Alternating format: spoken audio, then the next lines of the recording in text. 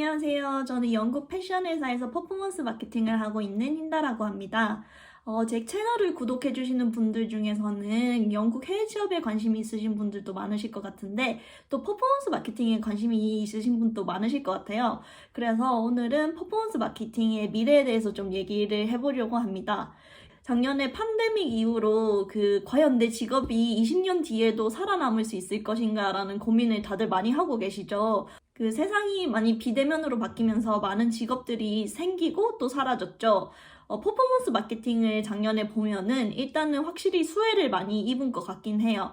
패션 같은 리테일 산업들이 온라인으로 많이 옮겨오면서 그리고 마케팅 활동들도 TV나 그리고 또 OOH 같은 전통적인 매체에서 또 디지털 마케팅 쪽으로 많이 옮겨왔어요. 그래가지고 저희 퍼포먼스 마케팅은 상당히 수혜를 많이 본 직종이라고 할 수 있거든요.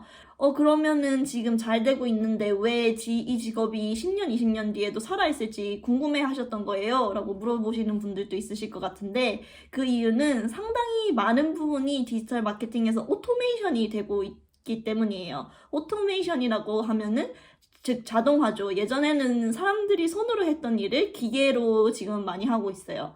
그래서 제가 퍼포먼스 마케팅을 한 4년 전쯤에 시작했는데 그때 제 하루 일과와 지금의 하루 일과가 완전히 많이 달라졌어요. 예전 같은 경우에는 그 계정들을 직접 관리하고 운영하는데 시간을 한 80% 보냈다면 지금은 그런 시간은 거의 한 20-30%도 안 되는 것 같고 나머지는 전략 수립이나 아니면 예산 관리에 쓰는 것 같아요. 그래서 오늘은 과연 디지털 마케팅이 20년, 30년 뒤에도 살아있을 것인지에 대해서 얘기를 해보려고 하는데 사실 제가 점쟁이가 아니니까 미래에 대해서 완전히 예측을 할 수는 없잖아요. 그래가지고 지금 핫한 5가지 키워드를 살펴보면 또 미래에 대해서 조금 예측할 수 있을 것 같아서 오늘은 그 5가지 키워드에 대해서 얘기를 해보려고 합니다. 그래서 일단 첫 번째는 오토메이션, 자동화에 대한 것인데요. 이것을 설명해 드리기 전에 제가 하는 일을 일단 간단히 설명드릴게요. 제가 메인으로 다루는 채널은 구글이거든요. 그래서 구글에서 검색 광고랑 쇼핑 광고를 관리하는 일을 하는데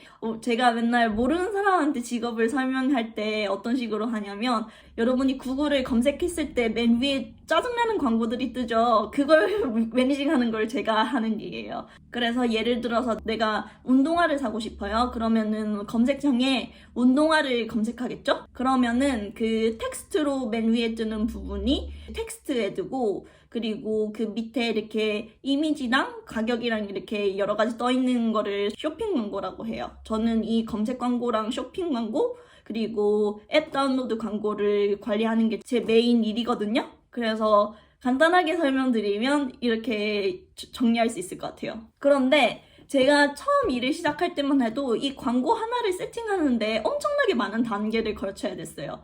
예를 들면은 일단은 보여줄 광고를 제가 적어야겠죠? 또 우리가 어떤 키워드를 사람들이 검색했을 때 광고를 보여줬을지 키워드를 또 리스팅해야 돼요. 근데 구글에서 여러 광고주들이 이 운동화 키워드에 대한 광고를 보여주고 싶을 거 아니에요. 이 광고를 1순위로 보여주는데 되게 여러 가지 영향이 미치는데 가장 큰 영향은 돈이에요. 그래서 운동화라는 키워드를 가지고 여러 가지 업체들이 경매하듯이 이렇게 비딩을 해서 전쟁을 하거든요. 그래서 가장 높은 비딩을 걸수록 광고를 보일 확률이 더 높아져요. 이거 말고도 랜딩 페이지의 속도 그리고 광고의 퀄리티 이렇게 여러 가지 영향을 미치는데 이거는 나중에 생략하고 일단은 그리고 비딩을 올리고 또 성과가 안 좋은 키워드들은 이게 경매가를 낮춰가지고 효율성을 높여야 될 거 아니에요. 이렇게 경매가를 올리고 내리고 하는 일도 했었어요. 그리고 타겟팅이라는 게 있거든요. 그래서 구글에서는 성별, 나이, 그리고 소득 순위, 그리고 위치, 로케이션, 그리고 디바이스, 모바일, 데스크탑 아니면 타블렛 이렇게 여러 가지 요인에 따라서 타겟팅을 할 수 있는데 이런 타겟팅도 다 셋업을 했어야 됐어요. 그래서 캠페인 하나를 셋업하는데 거의 1-2시간이 걸렸던 것 같아요. 근데 이거는 지금 과거 일이 됐어요. 왜냐면 구글이 제가 일하는 4년 동안 엄청나게 많은 자동화 제품을 냈거든요. 그래서 좀 신기한 거 몇 가지만 소개해드리자면 첫 번째는 빗 스트래티지라고 해가지고 제가 아까 그런 경매가들을 설명했죠. 근데 이 빗 스트래티지를 켜면은 시스템 인공지능이 자동으로 그 과거 퍼포먼스랑 그리고 이 제품을 구매할 것 같은 고객들을 분석을 해가지고 알아서 경매가를 조정해줘요. 그래서 예전에 막 이 키워드에서 어제 구매가 일어났으니까 이 키워드를 20% 비드를 올립시다. 뭐 이렇게 손으로 조정하는 시대는 이제 끝났어요. 그런데 여기서 끝이 아니에요. 버짓 비트 스트래티지라고 예전에는 여러 가지 캠페인들이 있으면 잘하는 캠페인의 예산은 좀 올려주고 못하는 캠페인의 예산은 낮춰주고 이렇게 있는데 보통 캠페인이 몇백 가지가 있어요. 그런데 이 캠페인 예산을 하나하나씩 이렇게 조절하려면 시간이 엄청 많이 걸려요.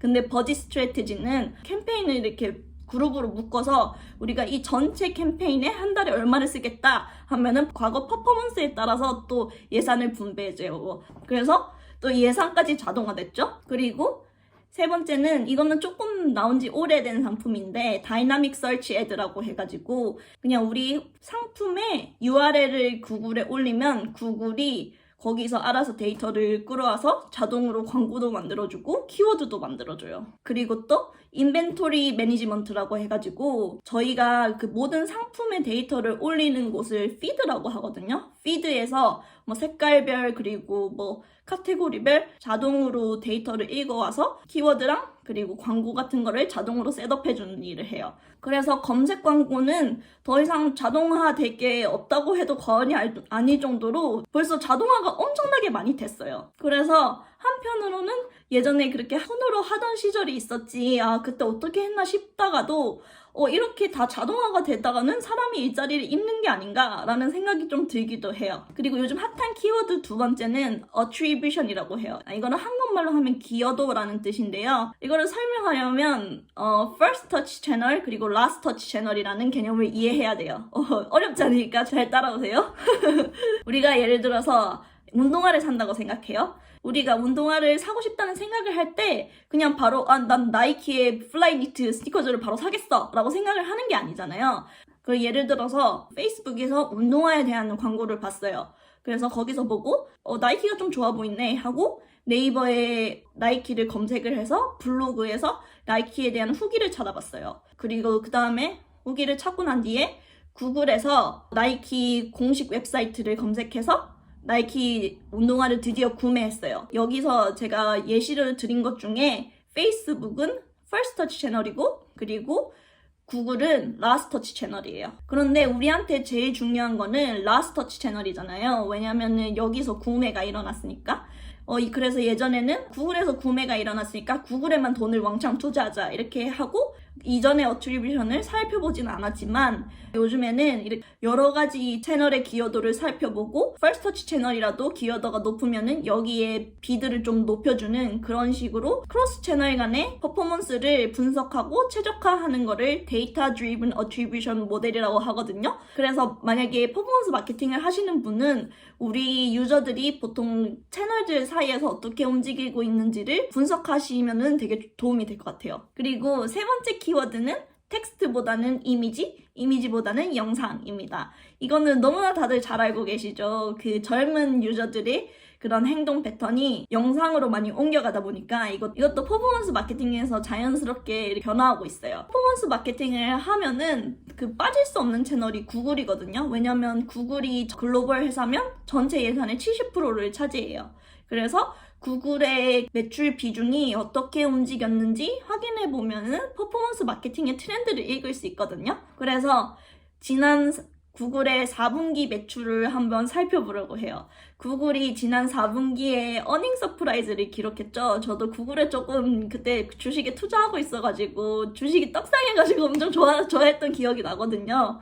이 어닝 서프라이즈를 기록한 가장 큰 이유가 코로나 시대에 디지털로 많이 옮겨갔고 그리고 디지털 마케팅 광고비에 사람들이 투자를 많이 해서 광고 부분 매출이 엄청 올랐어요. 그래서 구글의 매출도 기대 예상보다 더 많이 일어났기 때문에 이거를 어닝 서프라이즈라고 하거든요. 여러분들이 구글을 자주 들어보고 사용하시긴 하지만 구글의 매출이 어디서 올까라는 것을 상상해 보신 분들은 많이 없으실 거예요. 그런데 구글의 매출 중에 80%가 무료 광고에서 옵니다. 지난 분기 매출이 462억 달러였고요. 전년 동기 비해서 22%나 성장했어요.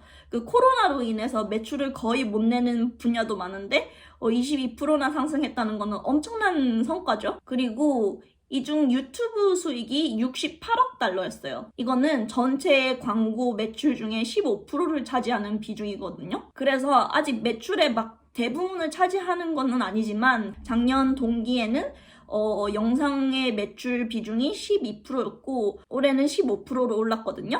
앞으로도 사람들이 영상 광고에 더 많이 투자할 거리라는 트렌드를 볼 수가 있는 거죠. 그래서 만약에 퍼포먼스 마케팅을 처음 시작하시려고 준비하시는 분들은 그 유튜브 광고를 공부하시면 엄청 좋을 것 같아요. 왜냐면 예전에는 유튜브가 그냥 브랜딩을 위한 그런 플랫폼이라는 성향이 강했거든요.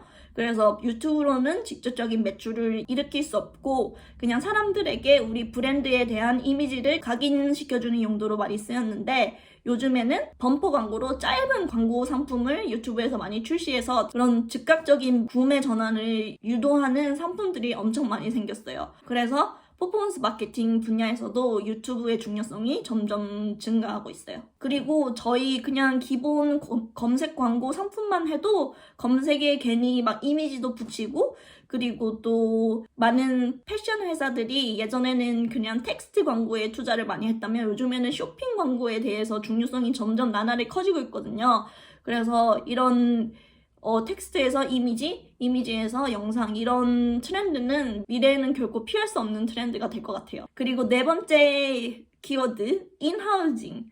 제가 예전 영상에서 그 인하우스랑 그리고 에이전시의 차이에 대해서 설명해 드렸죠. 그 에이전시는 다른 회사의 광고를 대행해서 하는 곳이고 그리고 인하우스는 브랜드 자체에서 광고를 직접 운영하는 거를 인하우스라고 하거든요. 그래서 아까도 말씀드렸다시피 예전에는 광고 세팅이 엄청 복잡하고 전문성을 엄청나게 요구하는 분야였어요. 그래가지고 많은 브랜드들이 직접 인하우스 팀을 꾸려가지고 채용을 하려면 너무 발품이 많이 들고 관리가 어려우니까 에이전시를 더 많이 썼었거든요. 그런데 오토메이션으로 인해서 되게 디지털 마케팅의 그런 판도가 완전히 달라졌어요. 광고 계정에 직접 드는 시간이 적어지니까 그 회사 측에서는 적은 인원으로도 광고를 운영할 수 있겠다라는 생각으로 인하우스 팀을 많이 셋업하기 시작했어요. 왜냐면 보통 에이전시한테 그 광고비의 몇 프로를 수수료로 주거든요.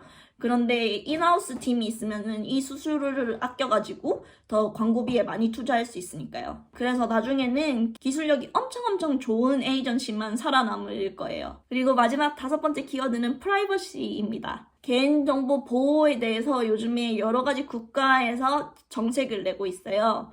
예를 들면은 유럽의 GDPR이나 그리고 캘리포니아의 CRPA라는 게 있거든요. 예전에는 그 사용자의 데이터를 그냥 기업들이 마음대로 수집을 해서 썼다면 지금은 법에 의해서 소비자들이 보호를 받을 수 있게 됐어요. 그래서 소비자들의 데이터를 이용하려면은 동의를 받아야 되고 소비자에게 프라이버시를 지킬 수 있는 권리를 존중해 줘야 된다. 이게 이런 법안들의 주요 사항들이거든요. 그리고 이것을 더 뛰어넘어서 애플에서 얼마 전에 iOS 14를 출시했는데 이 iOS가 마케터들의 무덤이라는 되게 소문이 엄청 흉흉하게 많이 돌았어요.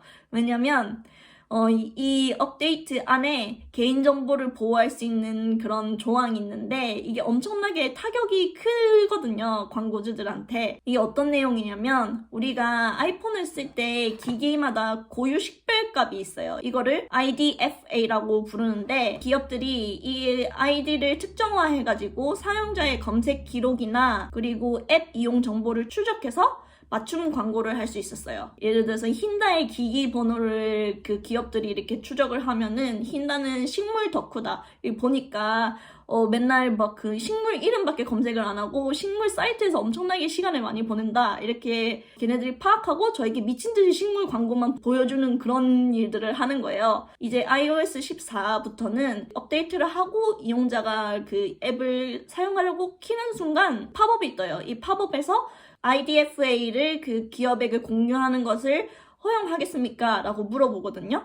예전에는 사람들이 이거를 이용되는지도 몰랐고 이게 약간 이미 그냥 서비스 이용 약관에 다 들어있어가지고 사람들이 무심결에 지나갔던 부분이거든요. 그런데 이렇게 애플에서 강제적으로 팝업을 띄워가지고 허용하겠습니까? 물어보면은 당연히 많은 사람들이 거절을 하겠죠. 왜냐면은 자기 개인정보가 요즘에는 다 중요한 시대니까. 그래서 이 업데이트로 인해 기기 식별값을 제공하는데 동의하는 사람들의 비율이 많이 낮아지고, 그리고 페이스북이나 구글에서는 이런 리타겟팅 광고를 운영하는데 엄청나게 큰 타격이 있을 거예요. 그래서 앞으로는 기업이 개인정보들을 어떻게 암호화해가지고 특정화할 수 없게 하는지 이 기술력이 엄청나게 그 광고에 큰 영향을 미칠 거예요. 예를 들어서 구글이 지난 3일에 그동안 그 유저들의 검색 기록을 기반으로 했던 광고를 이제는 중단하겠다고 발표했거든요. 기업 입장에서는 당연히 이 사람이 우리 회사에 방문했으니까 더 이 사람에게 더 높은 가격의 광고를 보여줘서 상품을 팔자 이렇게 하면은 좋겠지만 개인의 사생활을 침해한다는 그런 의견이 계속 나왔었거든요. 그래가지고 구글이 좀 더 윤리적으로 그 기업을 운영하기 위해서 이렇게 앞으로는 이런 광고를 운영 중단하겠다고 했거든요. 그 대신에 구글이 프라이버시 샌드박스라는 기술을 소개해가지고 한 사람만 이렇게 집중적으로 타겟팅을 하는 게 아니라 비슷한 행동 패턴을 가지고 있는 여러 사람들이 집단으로 묶어서 기업들이 이 집단에 타겟팅을 할 수 있게 하는 거죠. 그래서 올해 2분기부터 이런 기술을 이용해서 테스트를 시작한다고 하는데 어떻게 될지 잘 모르겠네요.